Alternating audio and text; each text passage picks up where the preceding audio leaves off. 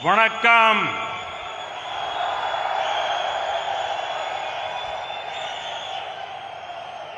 तमिलनाडु के गवर्नर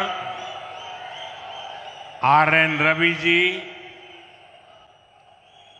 मंत्रिमंडल में मेरे सहयोगी किंजरापू राम मोहन नायडू जी, डॉक्टर एल. मुरुगन जी,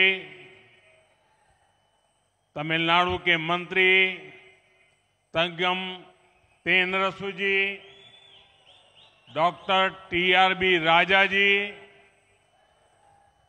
पी. गीता जीवन जी,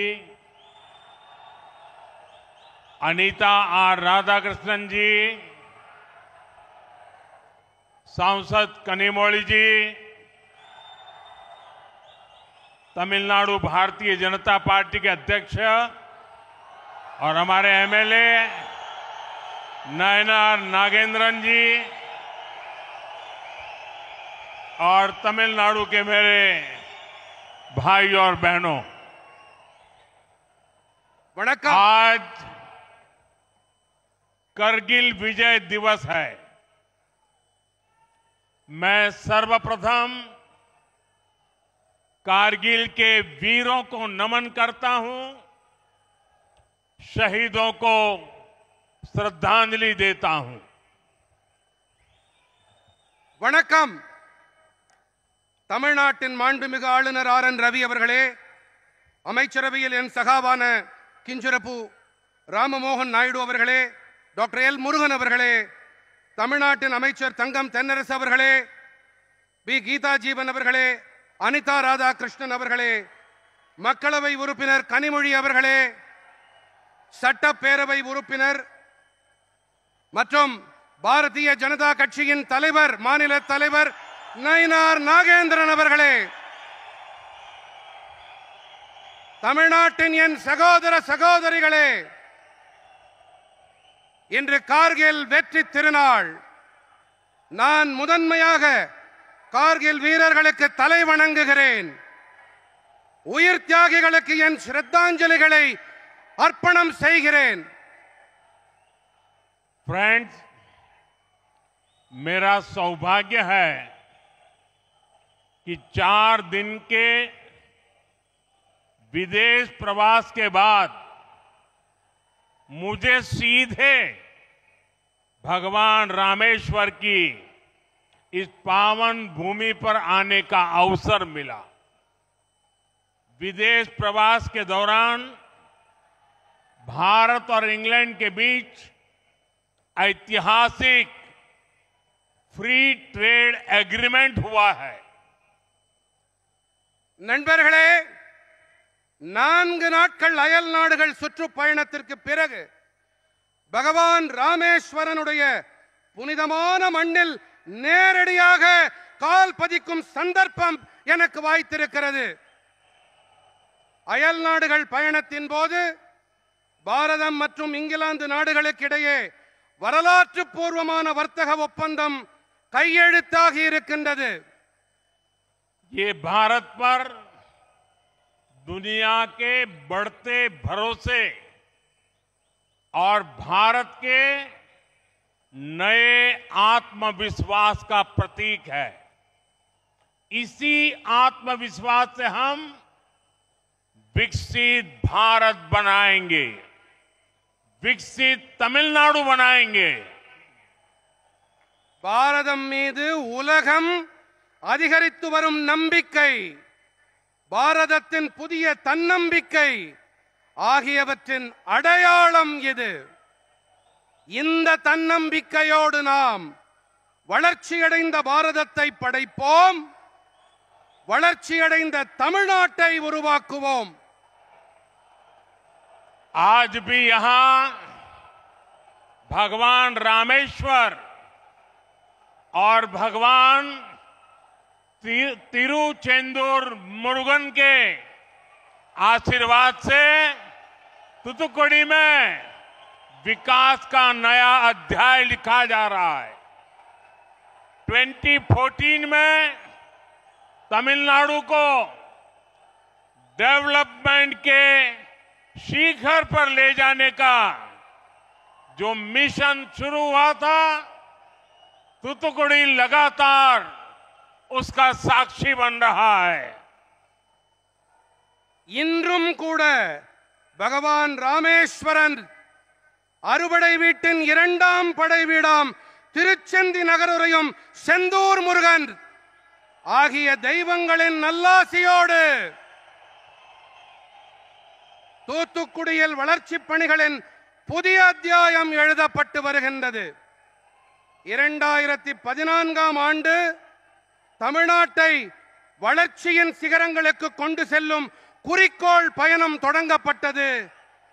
தொடர்ந்து அதன் சாட்சியாக தூத்துக்குடி ஆகிக் கொண்டிருக்கின்றது.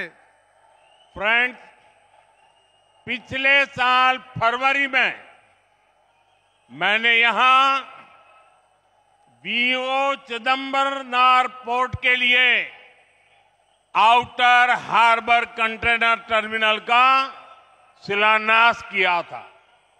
उस समय सैकड़ों करोड़ रुपए के प्रोजेक्ट का इनॉग्रेशन भी हुआ था। सितंबर में मैंने नए तूतुकुड़ी इंटरनेशनल कंटेनर टर्मिनल का लोकार्पण किया था। நண்பர்களே, கடந்த ஆண்டு பிப்ரவரி மாதம் நான் இங்கே வாவு சிதம்பரனார் துறைமுகத்திலே வெளிப்புற துறைமுக சரக்கு பெட்டி முனையத்திற்கான அடிக்கல் நாட்டினேன். பல நூற்றுக்கணக்கான கோடி ரூபாய் பெருமானம் உள்ள திட்டங்களை அப்போது நான் தொடக்கி வைத்தேன். செப்டம்பரிலே புதிய தூத்துக்குடி சர்வதேச சரக்கு பெட்டி முனையத்தை குடிமக்களுக்கு நான் அர்ப்பணம் செய்தேன். आज एक बार फिर यहां 4800 करोड़ रुपीस के प्रोजेक्ट का लोकार्पण और शिलान्यास किया गया है। इनमें एयरपोर्ट, हाईवेज, पोर्ट्स और रेलवे के प्रोजेक्ट्स हैं और पावर सेक्टर से जुड़े अहम इनिशिएटिव भी है। मैं आप सभी को, तमिलनाडु की जनता को इसकी बहुत बहुत बधाई देता हूं। இன்று 4800 கோடி ரூபாய் பெருமானம் உள்ள திட்டங்கள் மக்களுக்கு அர்ப்பணிக்கப்படவும் இருக்கின்றன, அடிக்கல் நாட்டப்படவும் இருக்கின்றன. இவற்றில் விமான நிலையங்கள், நெடுஞ்சாலைகள், துறைமுகங்கள் மற்றும் ரயில்வே துறையின் திட்டங்களோடு எரிசக்தி துறை சார்ந்த முக்கியமான முன்னெடுப்புகள் இருக்கின்றன. நான் உங்கள் அனைவருக்கும், தமிழ்நாட்டின் மக்களுக்கும் இதன் பொருட்டு வாழ்த்துக்களை தெரிவித்துக் கொள்கிறேன். साथियों, इंफ्रास्ट्रक्चर और एनर्जी ये किसी भी स्टेट के डेवलपमेंट की बैकबोन होते हैं। इन 11 इयर्स में इंफ्रा और एनर्जी पर हमारा फोकस ये बताता है कि तमिलनाडु का विकास हमारी कितनी बड़ी प्रायोरिटी है। आज की सभी परियोजनाएं भी तूतुकुड़ी और तमिलनाडु को कनेक्टिविटी, क्लीन एनर्जी और नई अपॉर्चुनिटीज का हब बनाएगी। நண்பர்களே, உள்கட்டமைப்பு மற்றும் எரிசக்தி இவை எந்த ஒரு மாநிலத்தின் முன்னேற்றத்திற்கும் முதுகெலும்பு போன்றவை. இந்த 11 ஆண்டுகளிலே உள்கட்டமைப்பு மற்றும் எரிசக்தி துறைகளின் மீது நமது முனைப்பான கவனம் நமக்கு என்ன தெரிவிக்கிறது என்றால், தமிழ்நாட்டின் வளர்ச்சி நமக்கு எத்தனை முதன்மையானது என்பதைத்தான். இன்றைய அனைத்து திட்டங்களும் இணைப்பு திறன், மாசேற்படுத்தா எரிசக்தி மற்றும் புதிய வாய்ப்புகள் ஆகியவற்றின் மையப்புள்ளியாக தூத்துக்குடியையும் தமிழ்நாட்டையும் உருவாக்கும். साथियों, तमिलनाडु और तूतुकुड़ी की धरती ने, यहां के लोगों ने सदियों से समृद्ध और सशक्त भारत के लिए अपना योगदान दिया है। इसी धरती पर वी.ओ. चिदंबरम पिल्लई जैसे विजनरी पैदा हुए। उन्होंने गुलामी के दौर में भी समुद्र के जरिए व्यापार की ताकत को समझा। उन्होंने समंदर में स्वदेशी जहाज चलाकर अंग्रेजों को चुनौती दी। நண்பர்களே, தமிழ்நாடு மற்றும் தூத்துக்குடியின் மண்ணும் இங்கிருக்கும் மக்களும் பல நூற்றாண்டுகளாக தன்னிறைவான சக்தி படைத்த பாரதத்திற்காக தங்களுடைய பங்களிப்பை அளித்து வந்திருக்கின்றார்கள். இதே மண்ணில்தான் வ.உ. சிதம்பரம் பிள்ளை அவர்களைப் போன்ற தொலைநோக்காளர்கள் தோன்றினார்கள். அடிமைப்பட்டிருந்த காலத்திலேயே கூட கடல் வழி வாணிபத்தின் சக்தியை புரிந்து கொண்டவர் அவர். ஆழ்கடல்களின் மீது சுதேசி கப்பலை செலுத்தி ஆங்கிலேயர்களுக்கு சவால் விட்டவர் வ.உ. சிதம்பரம் பிள்ளை அவர்கள். इसी भूमि पर वीर पांड्या कट्टाबोम्मन और अळगु मुथुकोन जैसे महापुरुषों ने स्वतंत्र और समर्थ भारत का सपना बुना था।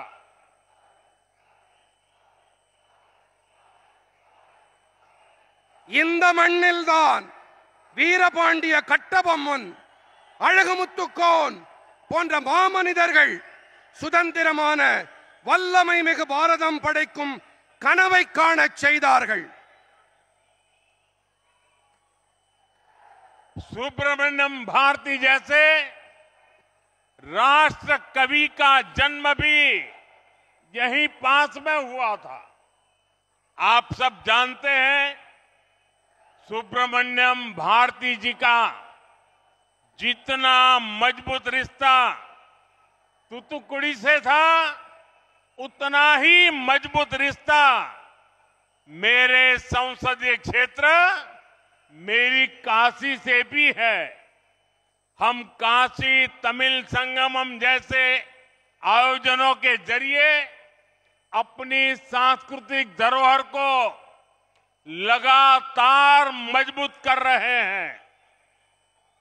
சுப்பிரமணிய பாரதி போன்ற தேசிய கவியும் கூட இங்கே அருகேதான் பிறந்திருக்கிறார்.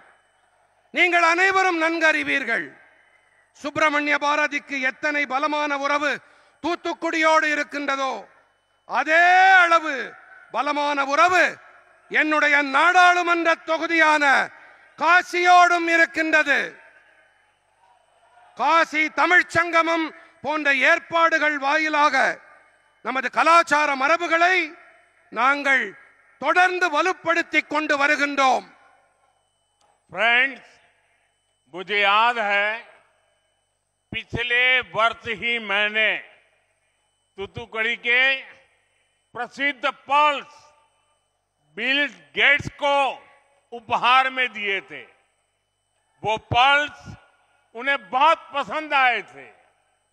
यहां के पांड्या पर्ल्स एक समय पर पूरी दुनिया में भारत की इकोनॉमिक पावर का सिंबल हुआ करते थे।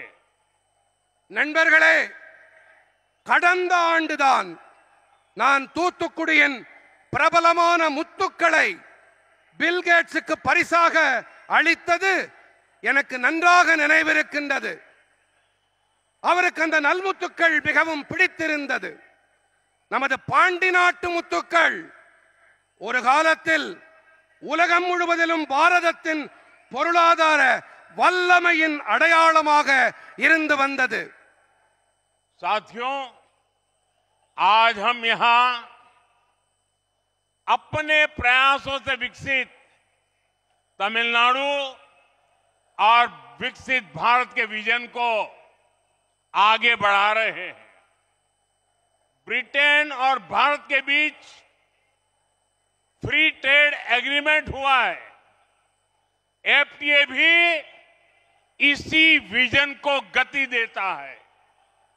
நண்பர்களே, இன்று நாம் இங்கே நமது முயற்சிகளின் காரணமாக வளர்ச்சியடைந்த தமிழ்நாடு மற்றும் வளர்ச்சியடைந்த பாரதம் என்ற தொலைநோக்கினை முன்னெடுத்து முன்னேறிக் கொண்டிருக்கின்றோம். பிரிட்டன் மற்றும் பாரதத்திற்கு இடையே நடந்த எஃப்டிஏ தடையில்லா வர்த்தக ஒப்பந்தமும் கூட இந்த தொலைநோக்கிற்கு வேகம் அளிக்கின்றது. आज भारत की ग्रोथ में दुनिया अपनी ग्रोथ देख रही है। ये एग्रीमेंट भी भारत की अर्थव्यवस्था को नई मजबूती देगा। इससे दुनिया की तीसरी बड़ी इकोनॉमी बनने की हमारी रफ्तार और तेज होगी। இன்று பாரதத்தின் வளர்ச்சியிலே உலகம் தனது வளர்ச்சியை காண்கிறது. இந்த ஒப்பந்தமும் கூட பாரதத்தின் பொருளாதாரத்திற்கு புதிய பலத்தை அளிக்கும். இதனால் உலகத்தின் மூன்றாவது பெரிய பொருளாதாரமாக ஆகும். நமது வேகம் இன்னும் விரைவாகும். साथियों, इस एफटीए एग्रीमेंट के बाद ब्रिटेन में बिकने वाले 99% भारतीय प्रोडक्ट्स पर कोई टैक्स नहीं लगेगा। ब्रिटेन में भारतीय चीजें सस्ती होंगी तो वहां डिमांड बढ़ेगी और यहां भारत में उन चीजों के निर्माण के लिए ज्यादा मौके बनेंगे। நண்பர்களே, இந்த ஒப்பந்தத்திற்கு பிறகு பிரிட்டனில் விற்பனையாகும் 99% பாரத நாட்டு பொருட்களின் மீது எந்த ஒரு வரியும் விதிக்கப்படாது. பிரிட்டனில் பாரத நாட்டு பொருட்கள் விலை மலிவானவையாக இருக்கும். அங்கே அவற்றுக்கான தேவை அதிகரிக்கும். அதே வேளையில் இங்கே பாரதத்திலே அந்த பொருட்களை உருவாக்க அதிக வாய்ப்புகள் உருவாகும். साथियों, भारत ब्रिटेन एफटीए से तमिलनाडु के युवाओं को, हमारे छोटे उद्योगों, एमएसएमईज को, स्टार्टअप्स को सबसे अधिक लाभ होगा। इससे इंडस्ट्री हो, हमारे मछुआरे भाई बहन हो या फिर रिसर्च और इनोवेशन, सबके लिए फायदा ही फायदा है। நண்பர்களே, பாரதம் பிரிட்டன் நாடுகளின் தடையில்லா வணிக ஒப்பந்தம் எஃப்டிஏ நம் நாட்டு இளைஞர்களுக்கு, நமது சிறு குறு நடுத்தர தொழில்துறைக்கு, நம்முடைய ஸ்டார்ட் அப்புகளுக்கு மிகுந்த ஆதாயத்தை ஏற்படுத்தி கொடுக்கும். இதனால் தொழில்துறையாகட்டும், நமது மீனவர்களாகட்டும், அல்லது ஆய்வுகள் மற்றும் புதுமைகள் படைத்தலாகட்டும், அனைவருக்கும் ஆதாயங்கள் கிடைக்கும். साथियों, आज भारत सरकार का मेक इन इंडिया और मिशन मैन्युफैक्चरिंग पर बहुत जोर है। आप सभी ने अभी ऑपरेशन सिंदूर के दौरान मेक इन इंडिया की ताकत देखी है।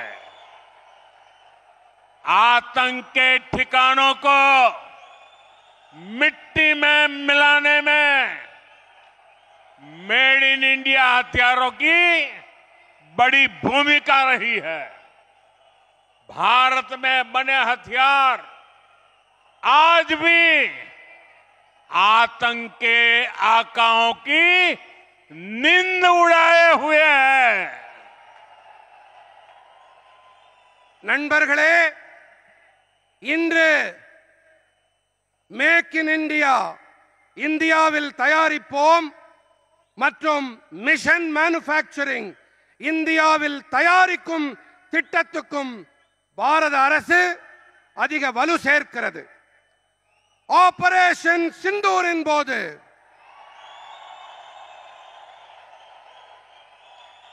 இந்தியாவில் தயாரிப்போம் குறிக்கோளின் பலத்தை கண்கூடாக பார்த்திருப்பீர்கள்.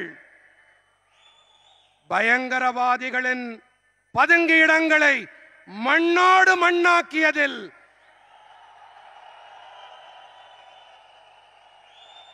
இந்தியாவில் தயாரிக்கப்பட்ட ஆயுதங்களின் பெரும் பங்களிப்பு இருந்தது. நம் நாட்டில் தயாரிக்கப்பட்ட ஆயுதங்கள் இன்றும் கூட பயங்கரவாதத்தை ஆதரித்தவர்களை தூங்க விடாமல் செய்திருக்கிறது. फ्रेंड्स, तमिलनाडु के पोटेंशियल का पूरा इस्तेमाल करने के लिए भारत सरकार तमिलनाडु के इंफ्रास्ट्रक्चर को आधुनिक बनाने का प्रयास कर रही है। तमिलनाडु में हम पोर्ट इंफ्रास्ट्रक्चर को हाईटेक बना रहे हैं, साथ ही एयरपोर्ट, हाईवेज और रोडवेज को भी आपस में इंटीग्रेट कर रहे हैं। நண்பர்களே, நமது தமிழ்நாட்டின் ஆற்றல் வளத்தை முழுமையாக பயன்படுத்த தமிழ்நாட்டின் உள்கட்டமைப்புகளை நவீனப்படுத்தும் முயற்சிகளை மத்திய அரசு மேற்கொண்டு வருகின்றது. தமிழ்நாட்டிலே நாங்கள் துறைமுக கட்டமைப்பை உயர் தொழில்நுட்பம் உடையதாக ஆக்கிக் கொண்டிருக்கின்றோம். இதோடு கூடவே விமான நிலையங்கள், நெடுஞ்சாலைகள் மற்றும் ரயில்வே துறை ஆகியவற்றுக்கு இடையேயும் கூட பரஸ்பர ஒருங்கிணைப்பை ஏற்படுத்திக் கொண்டு வருகின்றோம். आज तूतुकुड़ी एयरपोर्ट के नए एडवांस टर्मिनल का शुभारंभ इसी दिशा में एक और बड़ा कदम है। 450 करोड़ रुपीस की कॉस्ट से बना ये टर्मिनल अब हर साल 20 लाख से ज्यादा पैसेंजर्स को होस्ट करेगा। पहले ये सालाना कैपेसिटी केवल 3 लाख पैसेंजर की थी। இன்று தூத்துக்குடி விமான நிலையத்தின் புதிய மேம்படுத்தப்பட்ட முனையத்தின் தொடக்க விழா இந்த திசையிலே மேலும் ஒரு பெரிய முன்னெடுப்பாகும். 450 கோடி ரூபாய் செலவில் உருவாக்கப்பட்டிருக்கும் இந்த முனையம் இப்போது ஒவ்வொரு ஆண்டும் 20 லட்சத்திற்கும் அதிகமான பயணிகளை வரவேற்கும். முன்பு ஆண்டுக்கு வெறும் 3 லட்சம் பயணிகளை மட்டும் கையாளும் திறன் கொண்டதாக இருந்தது இது. साथियों, नए टर्मिनल के बाद देश के कई और रूट्स तक तूतुकुड़ी की कनेक्टिविटी बढ़ेगी। तमिलनाडु में corporate travel, education hub, health infrastructure को इससे ज्यादा फायदा होगा। साथ ही इस इलाके के टूरिज्म पोटेंशियल को भी नई एनर्जी मिलेगी। நண்பர்களே, இந்த புதிய முனையம் தொடக்கப்பட்ட பிறகு இனி வரவிருக்கும் காலத்திலே தேசத்தின் மேலும் பல வழிகள் வரை தூத்துக்குடியின் இணைப்பு அதிகரிக்கும். அப்போது இங்கிருக்கும் வியாபாரத்துக்கும் தொழில்களுக்கும் ஊக்கம் கிடைக்கும். தமிழ்நாட்டின் பெருநிறுவன பயணங்கள், கல்வித்துறை மையங்கள், உடல்நல கட்டமைப்பு ஆகியவற்றுக்கு இதனால் ஆதாயங்கள் ஏற்படும். இதோடு கூடவே இந்த பகுதியில் சுற்றுலாவுக்கான சாத்தியக்கூறுகளுக்கும் புதிய ஆற்றல் கிடைக்கும். साथियों, आज हमने तमिलनाडु के 2 मेजर रोड प्रोजेक्ट्स को भी जनता को समर्पित किया है. करीब 2500 करोड़ रुपीस से बनी ये रोड्स 2 मेजर डेवलपमेंट एरिया को चेन्नई से जोड़ने जा रही है. इन रोड्स की वजह से डेल्टा जिलों से चेन्नई की कनेक्टिविटी और बेहतर हुई है. நண்பர்களே, இன்று நாம் தமிழ்நாட்டின் 2 பெரிய சாலை கட்டமைப்புகளையும் கூட மக்களுக்கு அர்ப்பணித்திருக்கின்றோம்.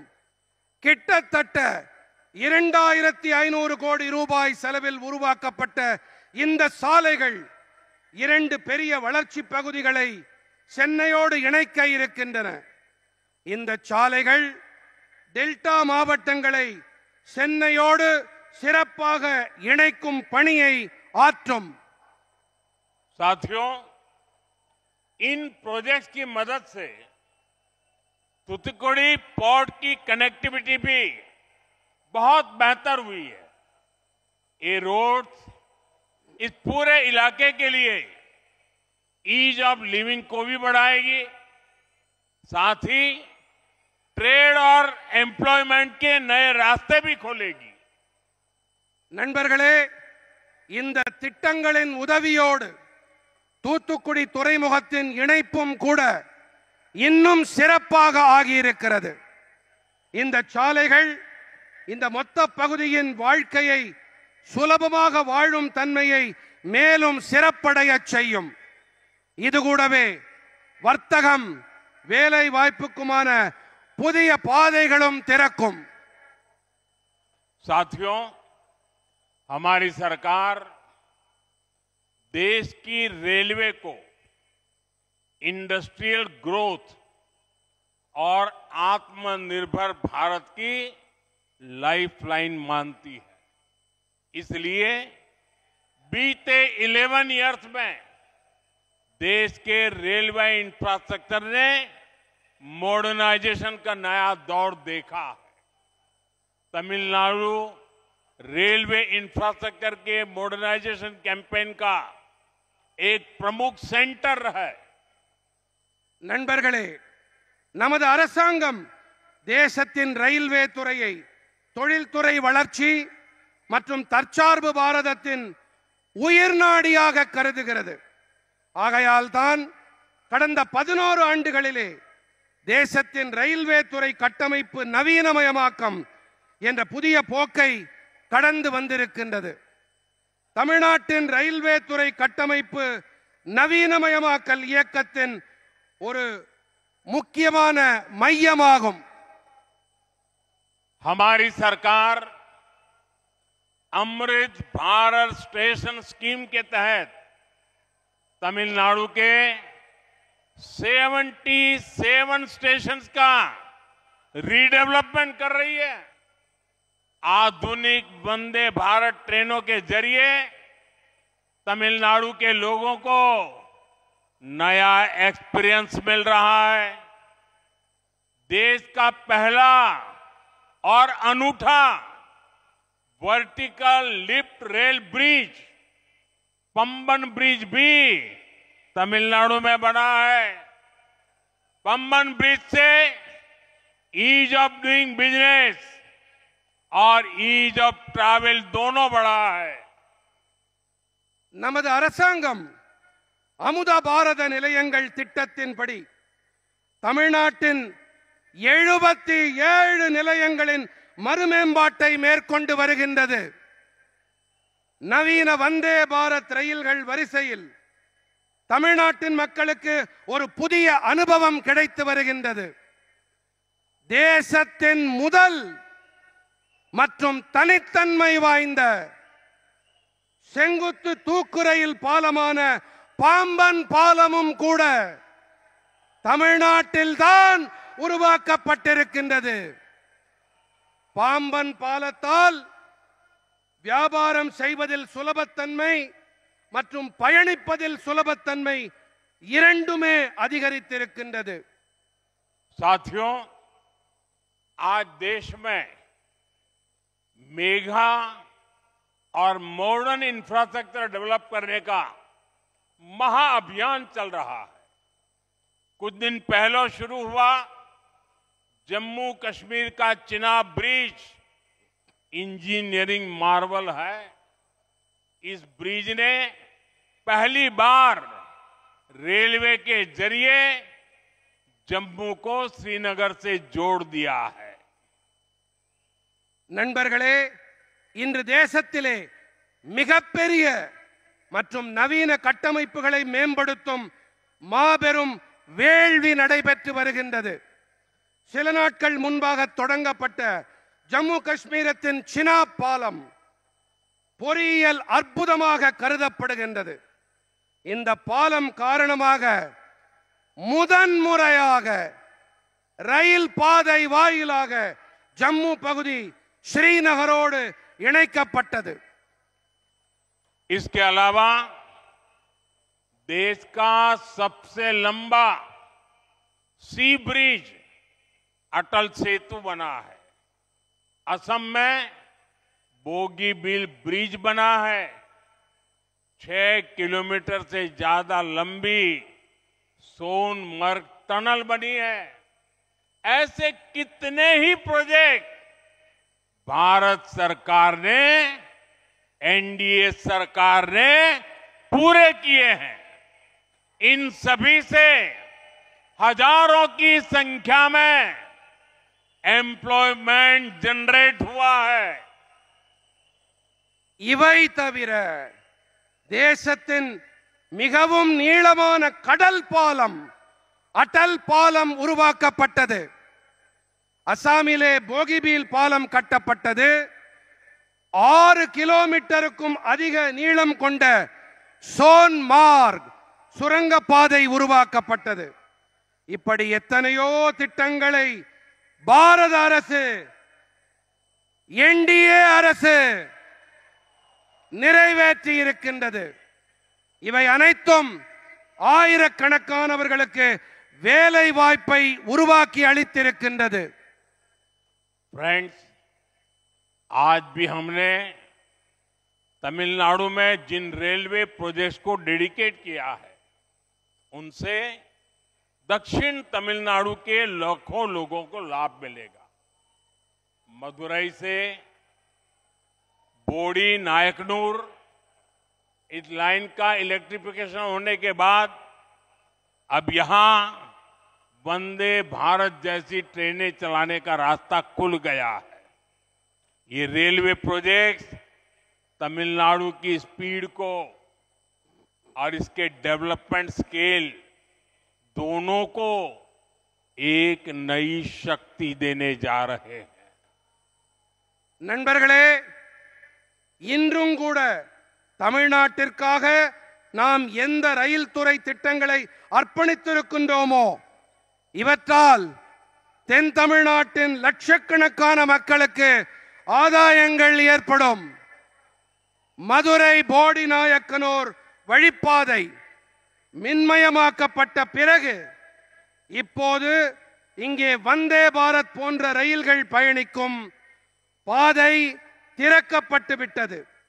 இந்த ரயில்வே திட்டங்கள் தமிழ்நாட்டின் வேகத்தை மற்றும் அதன் வளர்ச்சியின் வீச்சு இரண்டுக்குமே ஒரு புதிய சக்தியை அளிக்க இருக்கின்றது.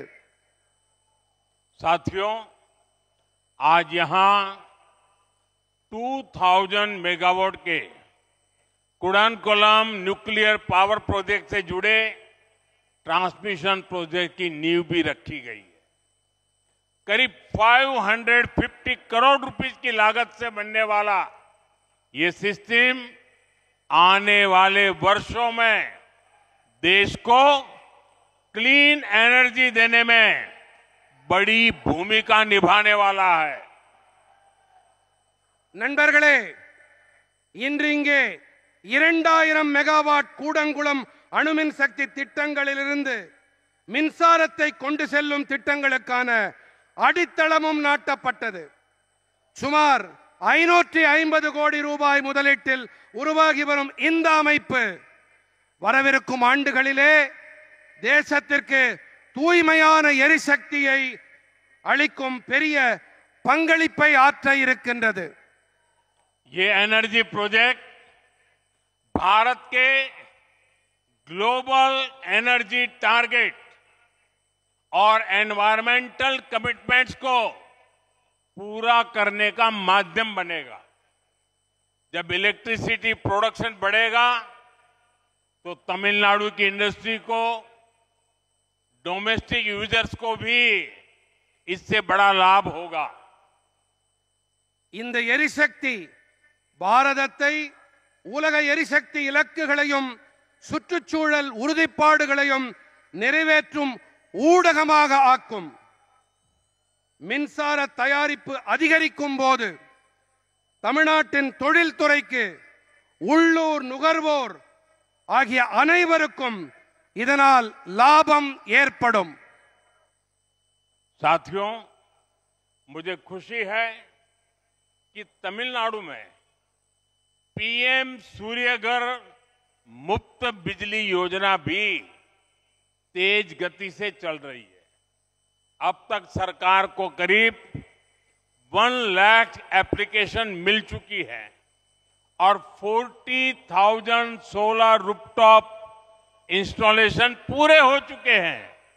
ये योजना न केवल फ्री और क्लीन बिजली दे रही है, बल्कि हजारों की संख्या में ग्रीन जॉब्स भी पैदा कर रही है।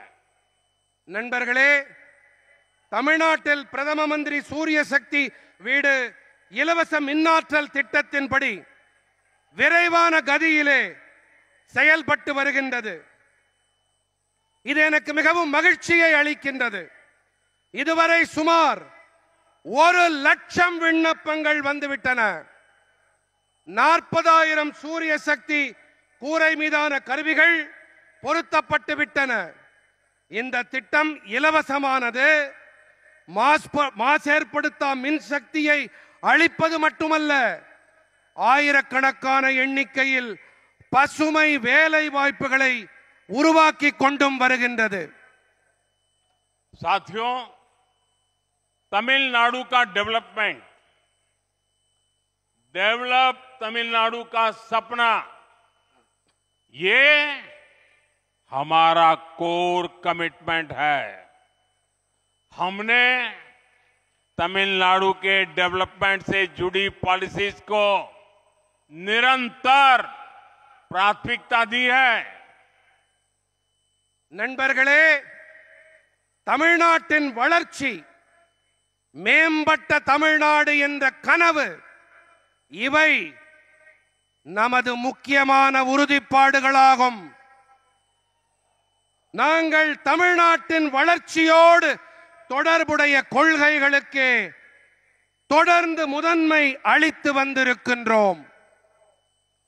पिछले 1 दशक में केंद्र सरकार ने डिवॉल्यूशन के जरिए तमिलनाडु को 3 लाख करोड़ रुपए भेजे हैं। ये अमाउंट पिछली यूपीए सरकार द्वारा भेजी गई राशि की तुलना में मोर देन 3 टाइम्स है। கடந்த தசாப்தத்திலே மத்திய அரசு நிதி ஒதுக்கீடு என்ற வகையிலே தமிழ்நாட்டுக்கு 3 லட்சம் கோடி ரூபாயை அளித்திருக்கின்றது. இந்த தொகை கடந்த யூபிஏ அரசாங்கம் வாயிலாக அளிக்கப்பட்ட தொகையோடு ஒப்பீடு செய்யும் போது 3 மடங்குக்கும் அதிகமானது. इन 11 इयर्स में तमिलनाडु को 11 न्यू मेडिकल कॉलेजेस मिले हैं। पहली बार कोस्टल एरियाज में फिशरीज सेक्टर से जुड़े समुदायों की किसी सरकार ने इतनी चिंता की है। ब्लू रिवॉल्यूशन के जरिए हम कोस्टल इकोनॉमी को विस्तार दे रहे हैं। இந்த 11 ஆண்டுகளிலே தமிழ்நாட்டுக்கு 11 புதிய மருத்துவக் கல்லூரிகள்,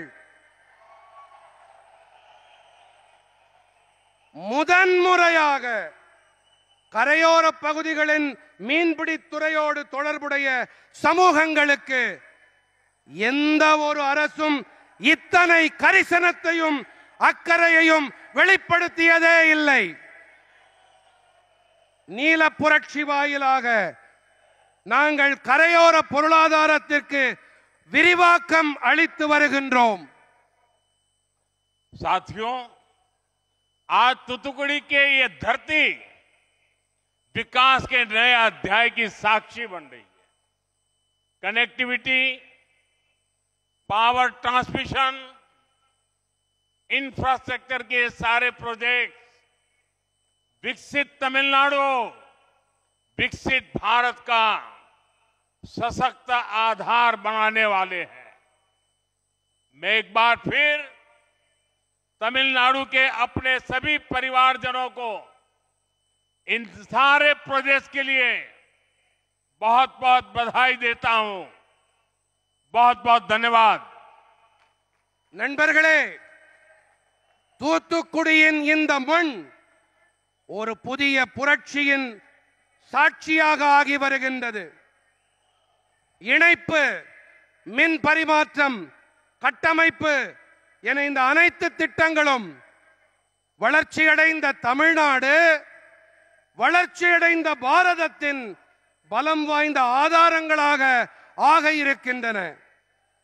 நான் மீண்டும் ஒரு முறை தமிழ்நாட்டின் அனைத்து குடும்ப உறுப்பினர்களுக்கும் இந்த அனைத்து திட்டங்களுக்குமான என்னுடைய இதயம் கனிந்த நல்வாழ்த்துக்களை தெரிவித்துக் கொள்ளுகிறேன். பல பல நன்றிகள். मेरी एक और प्रार्थना है। आज मैं देख रहा हूं कि आप लोगों का उत्साह बहुत ज्यादा ही है, तो एक काम करिए, अपना मोबाइल फोन निकालिए और मोबाइल फोन की फ्लैश लाइट से ये नए एयरपोर्ट का गौरव बढ़ाइए। நண்பர்களே, இன்று நான் உங்களுடைய கரை புரண்டு ஓடும் உற்சாகத்தை காண்கிறேன். இந்த உற்சாகத்தின் வெளிப்பாடாக உங்கள் மொபைல் பேசியை எடுத்து ஒளியை காட்டுங்கள்.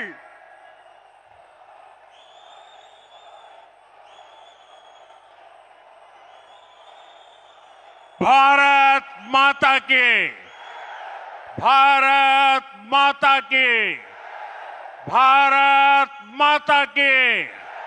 बहुत बहुत धन्यवाद। वणक्कम।